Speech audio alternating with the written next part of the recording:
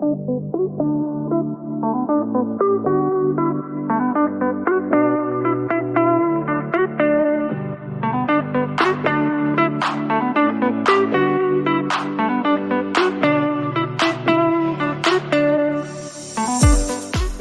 to the Chronicles of the Christian Drama Queen podcast. I am your host and the original Christian Drama Queen, Lisa Schaefer, and I'm glad that you are here. I can promise you that I know what it's like to think like a lover of Jesus, but live like a hot mess every day. And if you can relate to that, listen, you're in the right place, because everything from the craziness of homeschooling my kids for 25 years to overcoming deep wounds of abandonment and abuse as a child, I want you to stay with me, sister, because I've walked down all of those paths and a lot more, and I've got decades of healing and hope to share with you. So here we go.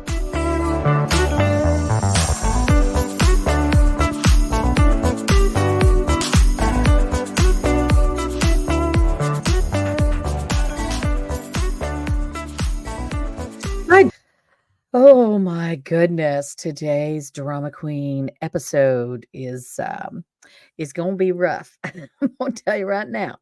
It's going to be rough. And but we're going to forge ahead, because it's one of the many, many messages that I just feel like God has been leading me to share with you guys over and over. He brings these topics to me.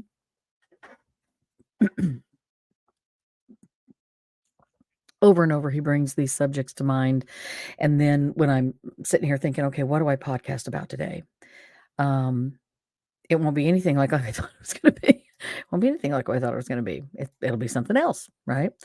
And today, in the middle of discussing, I was actually visiting with someone else who is dealing with some grief. And we began to talk about how we deal with grief. Now, I have never. She had lost a child. I have never given birth to a child. I have 3 beautiful adopted children, and man, there's lots of story there. Lots of God's story there to share with you. But for many, many years before they came along, the Drama Queen was battling infertility and trying to figure out why God would allow so many other women to bear children and not me. And for the most part, to a great extent, I believed in my heart of hearts that I didn't deserve to have children. I didn't deserve to be a mother. There must have been, God must have still been punishing me for the great sins of my past. A lot of us have thoughts like that, and we think that he can't possibly forgive us. He can't possibly love us. And I deal with that in my Bible study, which, by the way, I mention every episode. People probably get tired of hearing it, but I'm sorry, but one of the goals of the podcast is to get the message out there from the Bible study that helps people break through bitterness to a place of forgiveness. And there's only freedom in that. There's only freedom in that. And so God does not need to be forgiven. He's the omniscient, omnipresent, omnipotent, most high God, and he does not need for me to forgive him. But there have been times in my life where I've not understood why he was doing what he was doing. Many, many years ago, over 30 years ago. You guys, I'm going to cry during this episode. I'll tell you that right now. I'll tell you right now, there's going to be some weeping. If you're watching the video, you're just going to have to deal with my ugly cry because it's coming. I can tell you that right now. My YouTube channel, by the way, is Christian Drama Queen. Okay, so you can find me on YouTube if you want to see me do the podcast. But many years ago, I'm going to say it was 1989, 90, and 91. There were several women in my little church in Wichita that were struggling with infertility. We were taking shots and we were taking pills and we were seeing the OBGYNs. I don't want to say there's nothing more difficult, because that's not true. But the anxiety and the constant disappointment that comes from taking those pregnancy tests month after month after month and them always being negative, it is it's it's just it's exhausting. It's heavy. It weighs heavy on my heart, and, you get to the place where you just wanna give up. You just wanna give up. And all eyes are on you when you're infertile. Okay, so for those of you who don't know for those of you who don't know, women who are trying to get pregnant, the constant question is, "Well, how's it going? Are you trying?" I mean, your sex life becomes public knowledge in the church because everybody wants to know. But years ago, when there were 4 of us, there were 4 women in this small Baptist church dealing with infertility. Um, one of them had already decided to adopt and began the adoption process, ended up adopting 4 lovely children. She and I are still best friends today. But 2 of them got pregnant and neglected to give the other infertile women in the congregation a warning. And instead of warning them that they had become pregnant, the announcement was made during church services. Now, it's not their fault. I mean, obviously, it is not their fault that this was painful for me and the other infertile women in the congregation. When when that couple stood up and said, "Well, it's finally happened, praise the Lord, we are expecting." And the entire congregation is excited and happy and erupts in applause, and then realizes there are infertile women in the congregation, and all eyes turn to see how we're gonna handle it, to see how we're gonna handle such a blessed announcement, such a lovely, wonderful, celebratory announcement. And I'll be honest with you, my first instinct was, "What? That's crazy, that's exciting." And then my next response was absolute heartbreak because it wasn't me. I was not angry at my friends who were finally expecting. I was not, but I was so heartbroken for myself. Have you ever read the story of Hannah in the Bible? If you go to 1 Samuel and you read the story of Hannah, she is married to Elkanah, but he has 2 wives. And his first wife, Peninnah, she gives birth a lot. She's a fertile myrtle. But Hannah has no children, and he always blesses her. The husband always blesses her with a double portion because he cares for her, and I think he sees her heartbreak. And whenever the time came for him to make an offering, he'd give portions to Peninnah, his wife, and to all of her sons and daughters, but to Hannah, he would give that double portion because he loved her. And although the Lord had closed her womb, he still loved her, and he felt her heartbreak. And it was that way year after year after year. And Elkanah, says to her, "Why do you weep? Why do you not eat? Why is your heart grieved? Am I not better to you than 10 sons? Am I not enough?" He's saying, "Am I not enough?" And I love my husband, but I got to tell you, when you want to be a mother and you want to give birth, they're not enough. It's not their fault. They're husbands and not children, but they're not enough. And Hannah went to God and said, "Oh Lord, if you will bless me, I will give this child back to you. I will do this."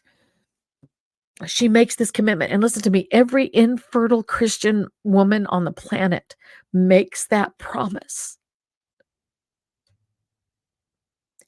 If you will bless me with a child, I promise I will raise him to know you and love you and serve you and honor you. He will belong to you. I will dedicate him to you. We will negotiate with God and make every promise we can make. And that's what Hannah did. The pain of seeing her, the other wife in this marriage, constantly announcing her pregnancies and how excited she was to be pregnant. Sorry. Because when that sweet mother stood up and said she was expecting, I was heartbroken that it was not me. And here's what church loving, lovely church members do. God love them. It is not their fault that they don't understand. But we all do this. Christians do this. We have these platitudes that we say, and I'm blotting my face. Sorry. We have these things that we say, and one of the things that we say is to infertile women, you're next. It's coming. You're going to be next. People don't mean to hurt you when they say that. They don't mean to break your heart with false hope. They're trying so hard to be encouragers. They really are. Months went by after this woman announced her pregnancy, and she had a beautiful baby. Another Sunday morning, another infertile couple announced that they were expecting. So now here's 2 of the 4 of us that have announced that they are expecting. And again, I'm excited for her. I love her. I love them. But again, the heartbreak that comes from not being chosen by God to be pregnant and realizing that all eyes are looking at me. All eyes are looking at me when this happens. They want to know how I'm going to respond. They feel bad for me. God, there's nothing worse than the pity that comes from an announcement that someone else is pregnant and you're one of those that's not after all the months and years of trying. It's just, it's just pity. It's just pity. It's compassion, obviously, but it's pity. They feel bad for you. And I feel bad for me too. I'll tell you right now, I didn't feel very good either. Okay. So, and again, sweet, loving, wonderful believers in my circle come to me and say, you're next. You're going to be next. It's going to be you. We just know it. We're hoping out. We're holding out hope. We're praying. We're asking God. We're fasting. We're doing all these things to. And in fact,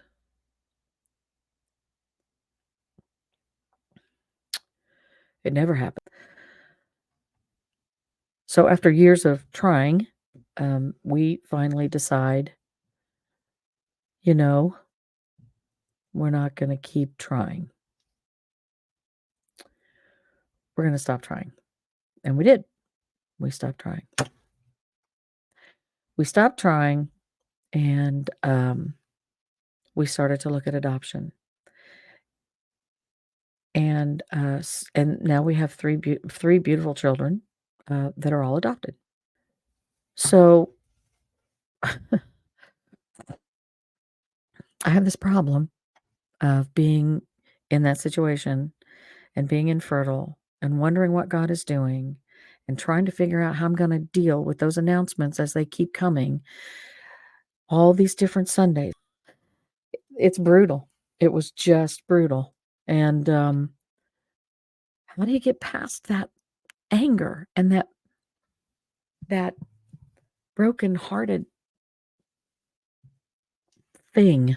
I don't even know what to call it. I don't even know what to call it. It's heartbreaking. What do you do?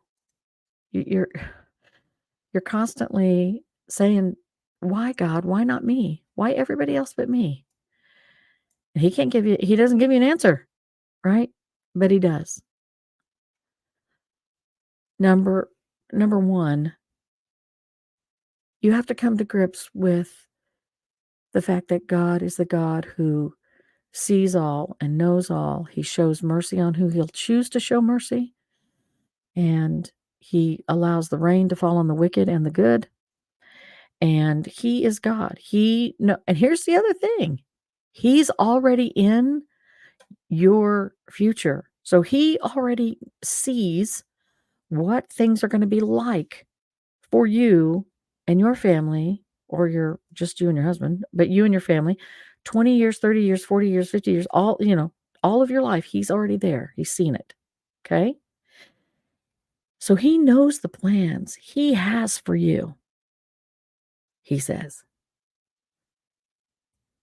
not plans to harm you, but plans to give you a hope and a future, plans to prosper you. Yeah, Jeremiah 29:11. So he knows all of that. He knows the plans he has for you. He knows the plans he has for your children, or for you not to have children. He knows the reasons why. He knows. Coming to grips with the idea that God does not lack love for you because you are not able to give birth is a huge hurdle, because I constantly felt as if it was something I had done that was preventing me. Maybe I didn't have anything to offer. Maybe I wasn't a good enough Christian, and I wouldn't be a good enough Christian to a child. I wouldn't be a good enough mother. I mean, come on, the stuff you think about is insane. The stuff that goes into your mind when you're having these conversations with God or with other people that are trying to help you through your infertility process. You just think you're thinking of all of these different things. Why? And here is the truth of the matter. You don't get to decide. It's not up to you. If God is the giver of life and he is the creator, he decides. Now, there came a point in my life as an infertile woman. Just if you guys have not seen Facing the Giants, I highly recommend it, especially if you're struggling with infertility, because there is this moment where the woman, the wife of the coach in this movie, who's trying and trying and trying and trying to get pregnant, she has this moment alone with God where she says, "Yes, Lord, even though I don't get the life I think I want, I don't get to bear the child I think I want. I know I don't understand why you have taught me or given me a love for someone I have not even met. But if they never come to pass, if I never give birth, I will still love you, Lord. I will still love you, Lord. I will."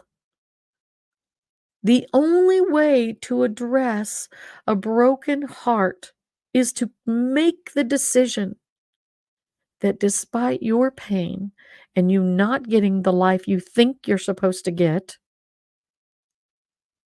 despite all of that, God is still God. He still loves you. His plan is perfect for you. And you can do everything that you can to usurp it and change it and do something different if you want. But he's going to do whatever it takes to get you back. If you stray that far off after you've said you'll surrender to him, you stray that far off the path and you decide to do your own thing, he keeps shutting doors, you keep pushing things open. You can keep doing that, but you won't have peace, and you won't have his rich blessing, and you won't feel like you're walking in fellowship with him because you're battling him at every turn. You've got to get to a place where you can say to God, even though you ain't giving me the life I think I'm supposed to have, you are giving me the life you think I ought to have. And I know you love me because you've proven it. And I will love you back. I will love you back.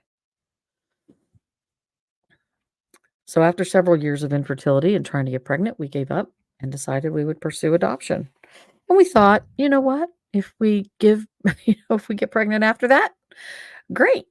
But if we don't, We're just going to keep offering ourselves to children. And we said to the attorney, said to God, if you bring them to us, we won't turn them away. And he brought 3.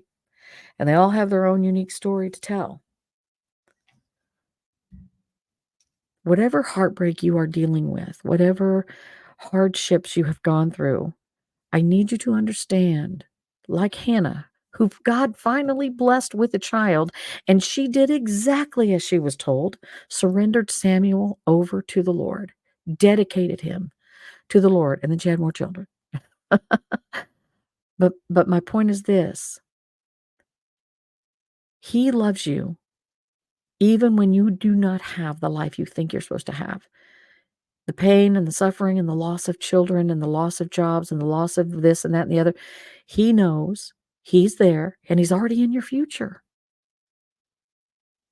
And so when all eyes are on you and your brokenness, while others are clamoring in celebration, I want you to find that pit of your soul where the joy resides and grab hold of it and say, it doesn't matter what's happening in someone else's life. I've got Jesus, and that's enough. Right? Because you do. And he is. And I guess that's going to do it for me today, guys. Thanks for joining me today on the Chronicles of the Christian Drama Queen podcast. I am your host, Lisa Schaefer. There are lots of ways to find me on social media. Of course, I'm on Facebook, and I'm also available on YouTube. I have my own YouTube channel. It's called Christian Drama Queen. You can go check out the videos of these podcasts right there on that YouTube channel. There's a website that you can go to just find out a little bit more about me. It's christiandramaqueen.com, and you can always email me, same place, lisa@christiandramaqueen.com. Don't forget to share me with a friend, guys. Like me, shoot me some hearts, fill out those comments, make sure that you've given me a rating or a review of some sort, because listen, the only way that other people find out we're here is for you to let them know that I'm here. And listen, we not only appreciate that, we really believe that God's going to use it. And I love you.